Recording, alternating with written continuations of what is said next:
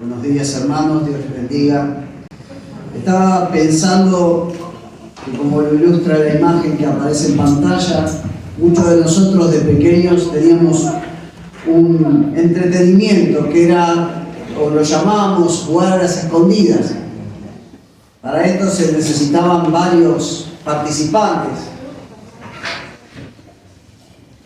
y un lugar grande que ofreciera posibles escondites, ¿no? Donde los distintos participantes se pudieran ocultar. El juego consistía en que uno contaba, como figura ahí la imagen, con los ojos cerrados, hasta determinado número, y luego salía a buscar a los que se habían escondido. Cuando encontraba a alguien, tenía que volver corriendo a donde había estado contando y gritar piedra libre para fulanito de tal y tocar el lugar. Entonces ese jugador quedaba eliminado. ¿Por qué les hago esta aclaración? Porque la particularidad del momento de la historia bíblica que hemos transitado en esta semana nos presenta a nuestro Dios en apariencias como queriendo jugar a las escondidas. Nos da esa impresión de un Dios que pareciera que está queriendo jugar a las escondidas. No por nada, una particularidad del libro de Esther es que justamente no aparece en todo el libro el nombre de Dios, referencia alguna explícita a Dios, y no es un dato menor y algo que nos deja pensando. ¿Será esto así? ¿Será que nuestro Dios por momentos pareciera o quisiera jugar a las escondidas con nosotros para que no lo encontremos, para que no lo veamos? Sin embargo, cuando nos metemos en profundidad en el libro de Esther y en esta etapa de la historia que narra el libro de Esther, nos damos cuenta que la intención de Dios es todo lo contrario, que lejos de esconderse, Dios también en esta etapa de la historia de su pueblo, Él quería darse a conocer. Y en particular, Él quiere dar a conocer un aspecto de su ser, un aspecto de su manera de actuar, de obrar, al que se lo ha llamado con una palabra que es la que aparece aquí en pantalla, que es la palabra providencia. ¿A qué nos referimos cuando hablamos de la providencia de Dios? Ustedes ahí tienen una definición y vamos a leerla detenidamente. Dice que la providencia de Dios es la incesante actividad del Creador, o sea, de Dios, mediante la cual, con gran bondad y misericordia, mantiene a la creación y a todas sus criaturas en ordenada existencia, guía y dirige todos los acontecimientos, circunstancias y acciones libres de ángeles y hombres, y encamina todo hacia el fin propuesto para su propia gloria, aún, escuche bien, en medio de un mundo arruinado por el pecado. ¿Qué definición? Algunos la resumen a la providencia de Dios como la soberanía activa de Dios. Dios controlando todo con un propósito. Y este es un aspecto del Dios en el que usted cree y yo creo. Y si no lo conocía, se lo presento. Nuestro Dios es un Dios providencial. Vieron que usamos mucho, toda una ayuda providencial, y muchas veces ni sabemos lo que estamos queriendo decir con providencia. Cuando creemos en un Dios providente, es un Dios que está, aunque no lo veamos por momentos, y que está, como decíamos, sentado en un trono, controlando a todo y a todos. Ahora, ¿cómo se manifestó en la historia de Esther esta providencia? Lo que alguien podría contestar: ¿y por qué es importante saber? ¿Qué me interesa a mí saber cómo Dios se manifestó hace más de 2500 años atrás en la historia? Y nos interesa saberlo porque la palabra de Dios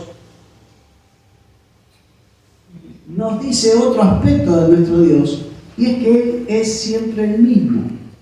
Él no cambia. O como diría un autor bíblico, en Él no hay sombra de variación. Él, Dios, es y ha sido siempre el mismo. Y es importante entender cómo actuó en esta, o se dio a conocer en este tiempo particular del imperio persa que describe el libro de Esther, porque hoy en tu vida puede suceder de que te parezca que Dios se ha ocultado. Pareciera como que Dios se ha ocultado de tu vida familiar, o que se está ocultando en tu matrimonio y ahí los problemas que estás teniendo, o que se ha ocultado en tu economía, o que se ha ocultado en tu salud. ¿Cómo entender a este Dios? Para eso es vital aferrarnos a esta verdad de que Dios no solo sigue estando presente en nosotros y alrededor nuestro, y no solo está, sino que Él está, y creemos, supervisando y controlándolo todo para que su eterno plan de salvación siga adelante hasta su cumplimiento final.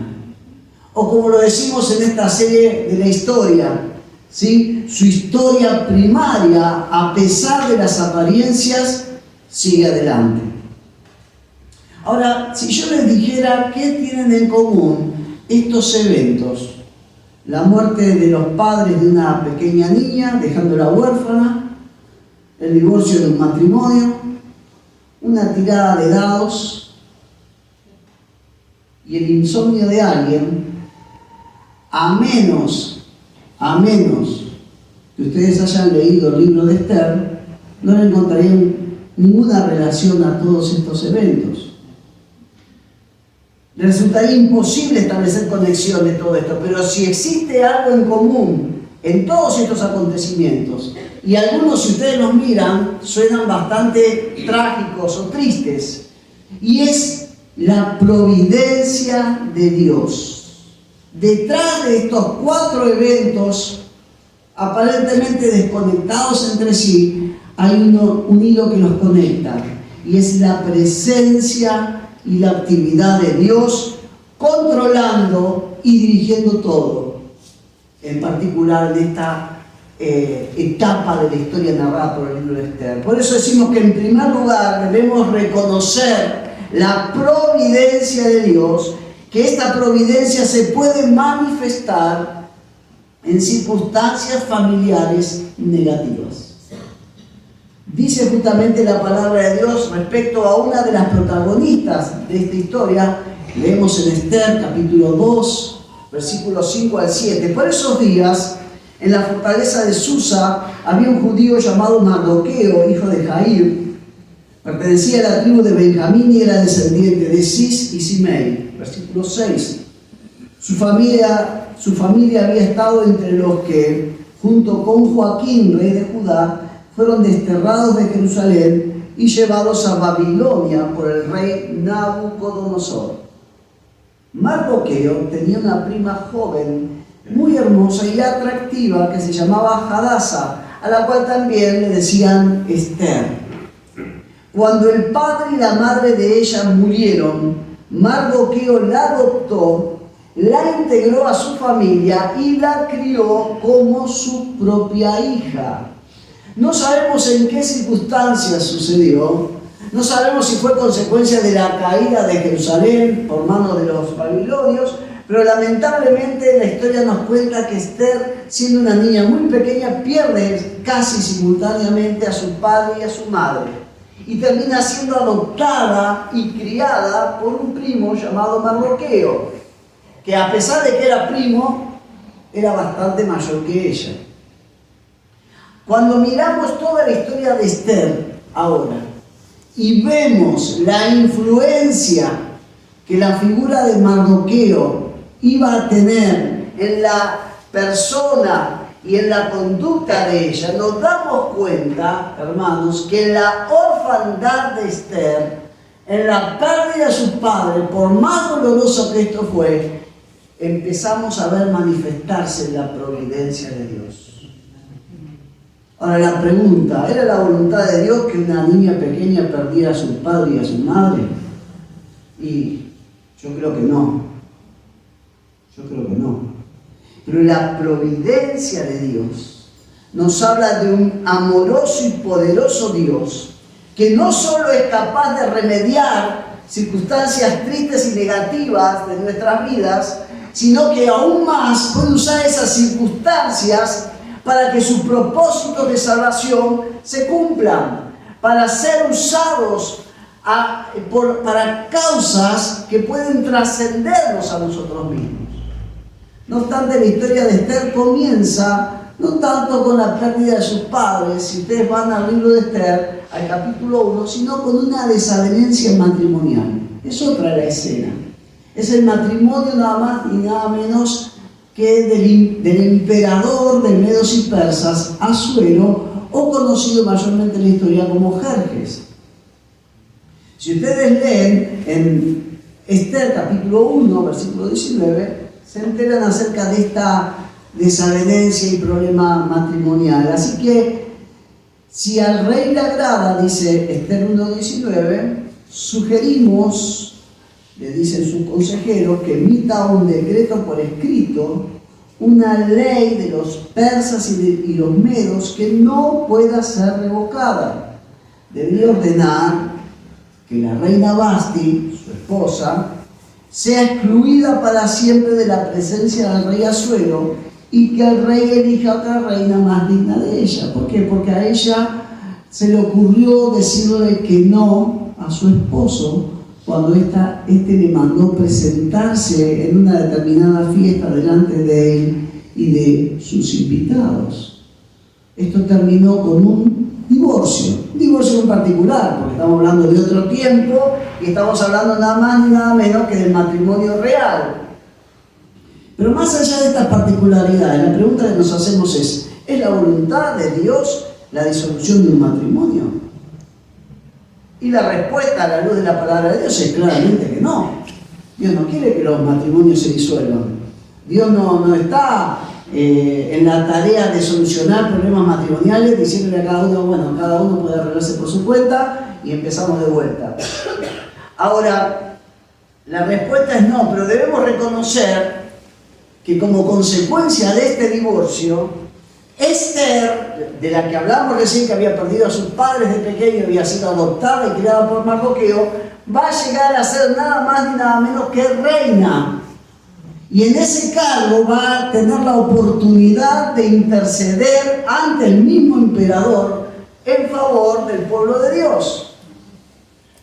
Porque cuando hablamos de la providencia de Dios, estamos hablando de un Dios que actúa aún a pesar de nuestros errores y aún a pesar de las tristes consecuencias de nuestros pecados. Dios de alguna manera se las ingenia para actuar. Pero esta verdad la vamos a ver mejor retratada tomando un instante de otra historia bíblica muy conocida, que está ahí en Génesis 50, versículos 20 y 21. ¿Se acuerdan? Ese José que de adolescente es vendido como esclavo por sus propios hermanos, empieza a hacer carrera en Egipto hasta llegar a ser el segundo del faraón, y en esa situación de poder y de alta dignidad se reencuentra con sus hermanos. Y él es sincero a sus hermanos. ¿Y qué les dice? Génesis 50, 20 y 21. Es verdad que ustedes se portaron mal conmigo. Ustedes lo que hicieron estuvo mal, le dice José. No lo voy a negar. No me voy a hacer el distraído feliz. No, la verdad que no se habrán dado cuenta. No, ustedes me hicieron daño, le dice José. Pero Dios lo cambió en bien para hacer lo que hoy estamos viendo, dice José, salvar la vida de mucha gente. Y sigue el relato. Creo que este es uno de los pasajes que más claramente ejemplifica la maravillosa providencia de Dios, porque nos muestra dos verdades de la providencia de Dios. La primera es que la providencia no niega, ni subestima, ni tiene en poco la gravedad del pecado y todo el dolor y la destrucción que el pecado produce. No caemos en negación al admitir la providencia de Dios. Acá pasó algo y pasó algo malo y algo doloroso. Pero la segunda verdad de la providencia de Dios es que es un proceso que con el tiempo logra, a pesar de nuestros pecados, benditos resultados. Pero con el tiempo.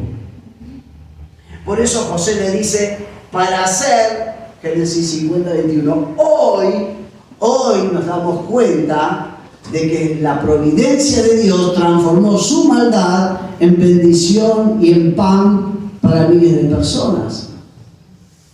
Pero el pecado lo hicieron, No mezclemos los tantos.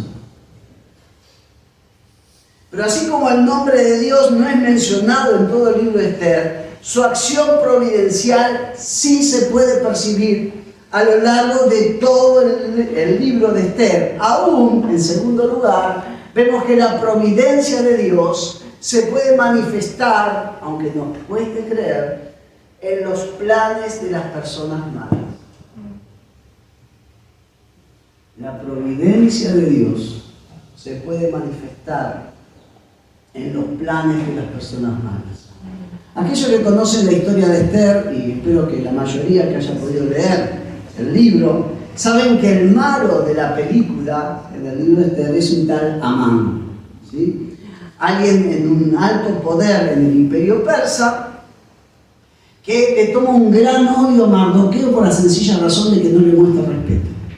No se inclina, no lo saluda, y esto a Amán le revuelve el estómago. Y le revuelve tanto el estómago que no solamente quiere vengarse de Mardoqueo, sino que cuando se entera que Mardoqueo es judío, dice, vamos a eliminar, si es posible, a todos los judíos que hay en el imperio persa. Y ese es el plan malvado en medio del cual la providencia de Dios se va a manifestar. Dice Esther 3, versículos 5 y 6. Cuando Amán se dio cuenta de que Mardoqueo no se arrodillaba ni se humillaba ante él, se llenó de ira. Pero Amán consideró que era muy poco vengarse solamente de Mardoqueo. Así que procuró destruir a todos los judíos que había en el reino de Asuero, es decir, al pueblo de Mardoqueo, pues ya le habían informado que el pueblo pertenecía.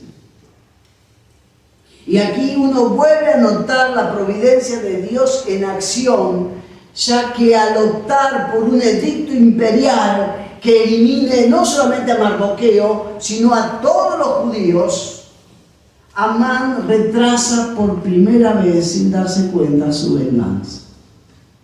Si hubiera tomado venganza directamente por Mardoqueo, a lo mejor lo podía haber eliminado en instantes, pero él dijo, no, vamos a hacer algo mejor, vamos a hacer algo más grande, más poderoso. Tengo la posibilidad, voy a lograr un edicto imperial para matarlos a todos. Lo que no se dio cuenta es que retrasó su venganza. Pero aún más, si ustedes llegan a un segundo momento en el que la providencia de Dios vuelve a actuar en el plan genocida de Amán. ¿Por qué? Dice Esther 3:7.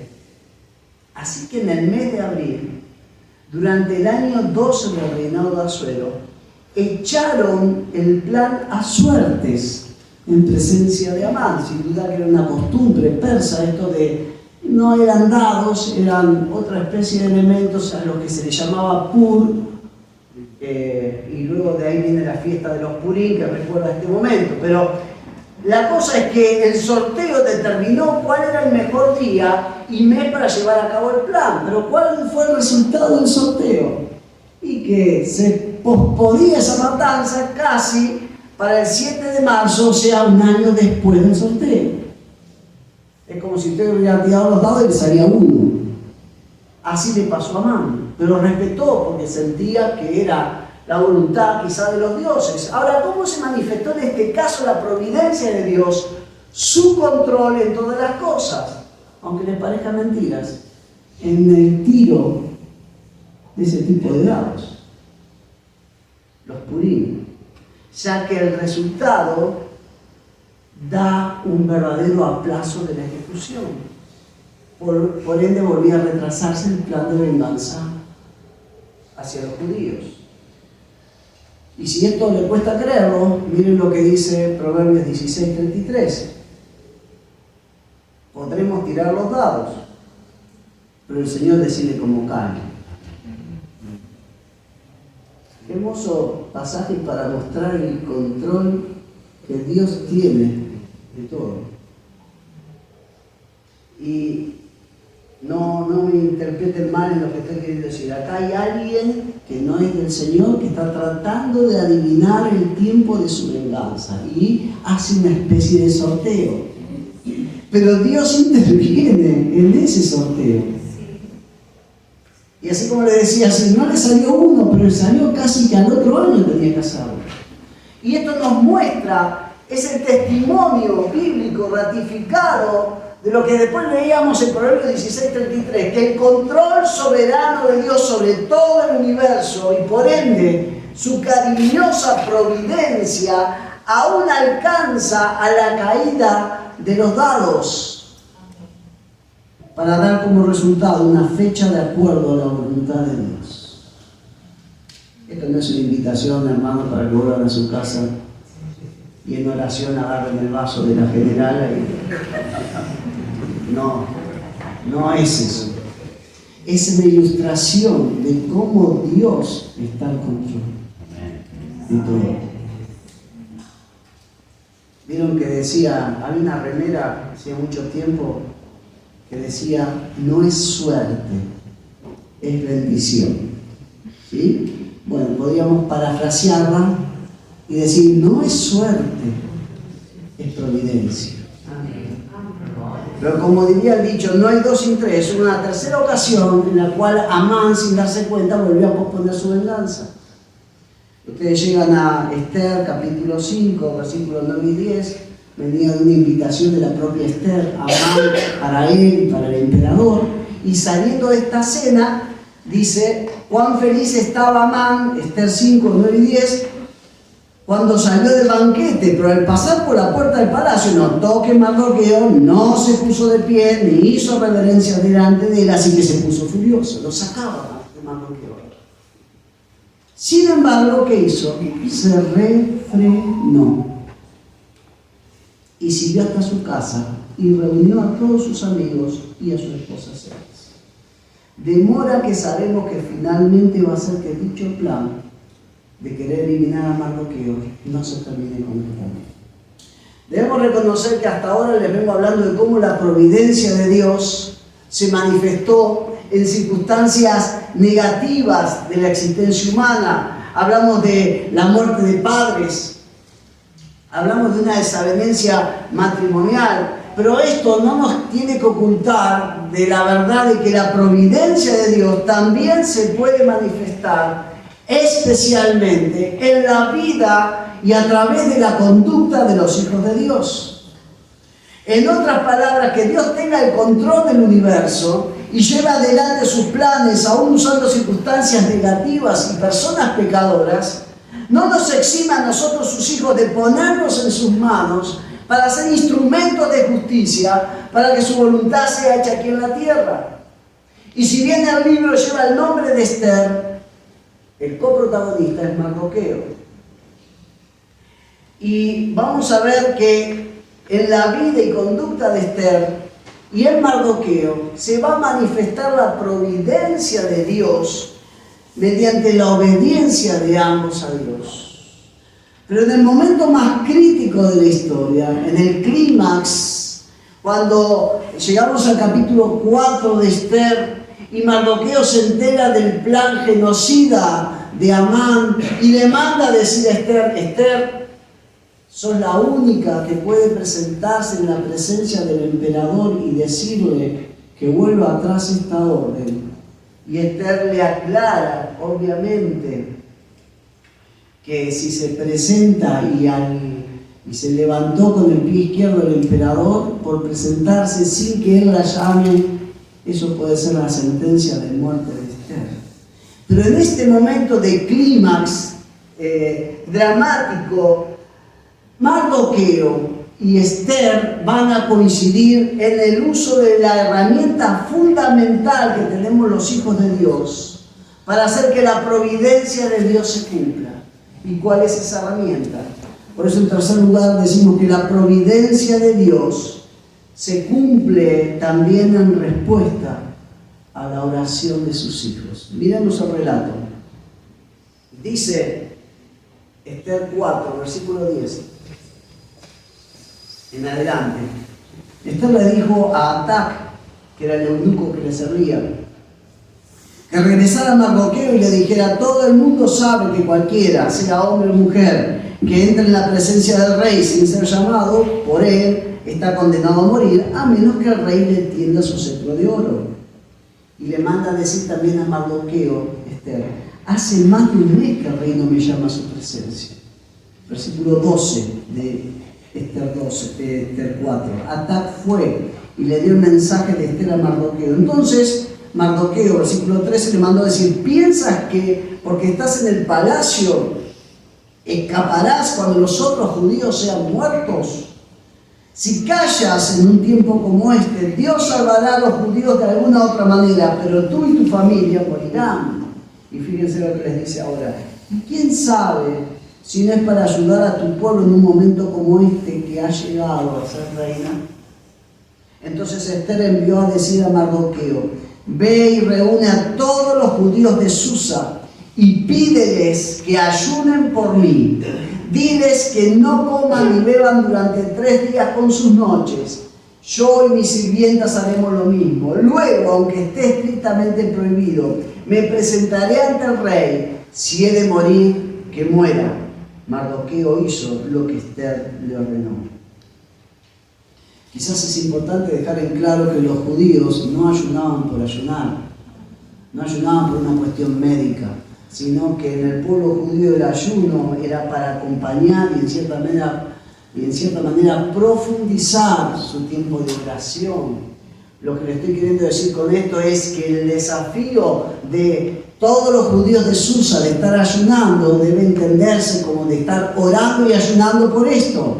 Y lo que le manda a decir Esther es: nosotras también vamos a estar orando y ayunando por 3 días. Y cuando ustedes sigan leyendo el resto del libro de Esther, van a ver cómo ese tiempo de oración y ayuno cambia dramáticamente las circunstancias. Y no vamos a aclarar todo porque no nos da el tiempo, pero se van a dar cuenta cómo Esther es aceptada por el emperador cuando se presenta en su presencia, y el Señor comienza a cambiar en forma dramática todos los acontecimientos de tal manera que todo termina con el pueblo judío a salvo y Amán ahorcado. La providencia de Dios. Dios está al control. Y más que Dios está al control, déjenme decirle, Dios está, que no es poca cosa. Dios está en tu vida hoy y Él te ama. Y aunque te parezca que no se manifiesta, Él está al control. Aún en las circunstancias negativas que te pudieron haber sucedido, la providencia de Dios obra de tal manera que esas circunstancias te llevan, te hacen seguir hacia los propósitos que Dios tiene diseñado para tu vida. La oración de fe hace que la providencia de Dios se ponga en marcha en medio nuestro. Quizás uno de los pasajes, hay varios pasajes, ustedes saben que la palabra providencia no aparece en la Biblia como tal, pero sí aparece explicada a lo largo de toda la historia. Y en oraciones como esta de Daniel 4, 34 y 35, que dice: su dominio es perpetuo y eterno es su reino, condición para la providencia. Todos los hombres de la tierra no son nada comparados con Él. Él hace lo que quiere, entre los ángeles del cielo y entre la gente de la tierra. Nadie puede detenerlo ni decirle: ¿por qué haces estas cosas? ¿Quién escribió esto? Y uno dice: bueno, ¿qué profeta habrá sido? ¿Qué salmista? No, esto lo escribió Nabucodonosor.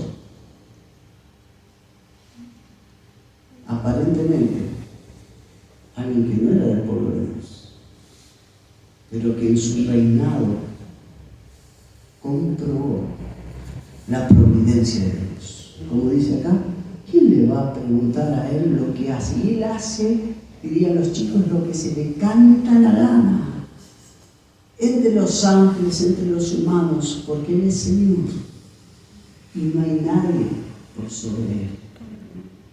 Cuando Él dice, se cumple, porque Él es el que está arriba de todo. ¿Qué hacemos? ¿Cómo nos vamos de aquí frente a la verdad bendita de la providencia de Dios? En primer lugar, nos vamos con confianza. Confiamos en que Él no solamente siempre está, sino que nos vamos con la fe de que Él está al control de todo. En base a la providencia de Dios, confiamos en que por su providencia tenemos la certeza de que todo lo que nos va a suceder será para nuestro bien. Esto de que Dios siga forjando la imagen de Cristo en nosotros. En tercer lugar, debemos disponernos a obedecer a Dios para ser siempre instrumentos de su providencia. Y sobre todas las cosas, no tomar a la certeza de la providencia de Dios como excusa para no orar. No, Él va a hacer, lo he escuchado esto, ¿para qué orar? Si Él va a hacer lo que Él quiere. No es así la cosa. La providencia de Dios se activa también, actúa en respuesta a la oración. Hermanos, nuestro Dios está al control, está obrando, aunque a veces las apariencias no lo demuestran. Pero como leíamos el pasaje hoy, ¿no? De Hebreos 11:1, fe es la certeza de lo que se espera, ¿sí? Lo que no sucedió, pero también es la convicción de lo que no se ve. Yo te invito a inclinar tu cabeza. El mismo Señor Jesucristo dijo: bienaventurados los que sin ver creyeron. Yo deseo para tu vida esta bienaventuranza, que vos te vayas en fe hoy de la casa del Señor, sabiendo que te vas de su casa, pero su presencia va a tu lado y alrededor tuyo todos los días de tu vida. Padre bendito, te damos gracias porque tú estás, porque tú obras, porque tu voluntad va a ser hecha, porque te veamos o no, creemos que existes y que vas a hacer la obra que tú crees mejor en nuestras vidas. Señor, queremos ser instrumentos también de tu providencia. Nos consagramos ahora a ti, Señor, en el nombre de Jesús, desechando el pecado de nuestras vidas para ser instrumentos de justicia. Dándonos cuenta o no dándonos cuenta, queremos ser usados por ti para tu obrar en este mundo. Pero Señor, sobre todas las cosas, hoy nos afirmamos en la fe de que tú eres Señor Dios y no hay nadie sobre ti. Te bendecimos por esto y nos volvemos a afirmar y a refugiar en ti en esta hora, en el nombre de Jesús. Mientras están con sus cabezas inclinadas, mientras están confesando y bendiciendo a Dios por su providencia, quisiera invitar a aquellas personas que pueden estar en medio nuestro, pero que nunca han tomado un paso de fe respecto a Dios, nunca han tomado la decisión de reconocerlo como Dios en su vida para que sea quien dirija su vida. Nunca han tomado ese paso de pedirle perdón a Dios, como lo hemos hecho cada uno de nosotros por nuestros errores y pecados. Es la invitación a invitar a entrar a tu vida y a ser parte de tu vida este Dios que existe, que está y que está actuando de acuerdo a sus planes eternos. Si querés invitar a Dios a entrar a tu vida, porque nunca antes lo hiciste, esto no es cuestión de ir o no a la iglesia, es cuestión de tomar una decisión personal respecto a Dios. Si nunca tomaste esta decisión, yo te animo a tomarla ahora. Te quiero acompañar en esta decisión.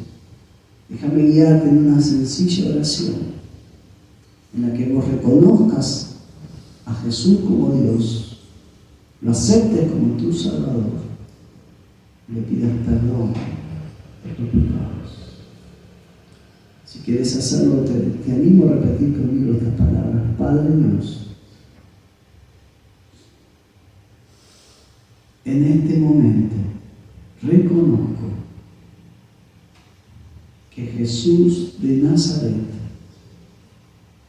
es Dios hecho hombre. Lo reconozco como mi Salvador. Y lo que estoy haciendo es al mismo tiempo reconocer mis pecados y pedirte perdón por ellos. Señor, perdona mis pecados y entra en mi vida. Comienza a dirigir mi vida. Te necesito. Ora en el nombre de Jesús. Amén. Un instante más, yo los animo a permanecer con sus ojos cerrados y sus cabezas inclinadas, buscándolo a este Dios providente. Y si hay alguien que por primera vez ha hecho esta oración, como siempre decimos, lo mejor que le puedo decir es que Dios la ha escuchado, le ha respondido y lo ha transformado a usted en una nueva persona. Oremos a Dios. Oramos. Padre Celestial, yo te doy gracias por estas dos nuevas hijas tuyas. Personas que han reconocido, como lo hemos hecho cada uno de nosotros, que existes, que te necesitamos, que necesitamos imperiosamente tu amor y tu perdón en nuestras vidas. Yo las bendigo y las encomiendo en tus manos. Y bendigo a tu iglesia para que en esta semana que vamos a transitar, con todo lo que nos depare esta semana, con todas las noticias que recibamos en esta semana, con todos los desafíos que tengamos en esta semana, nada ni nadie nos desenfoque en que tú estás al control y de que tú nos amas. Confesamos que eres un Dios bueno y que para siempre es tu misericordia. Te bendecimos, Dios, en el nombre de Jesús.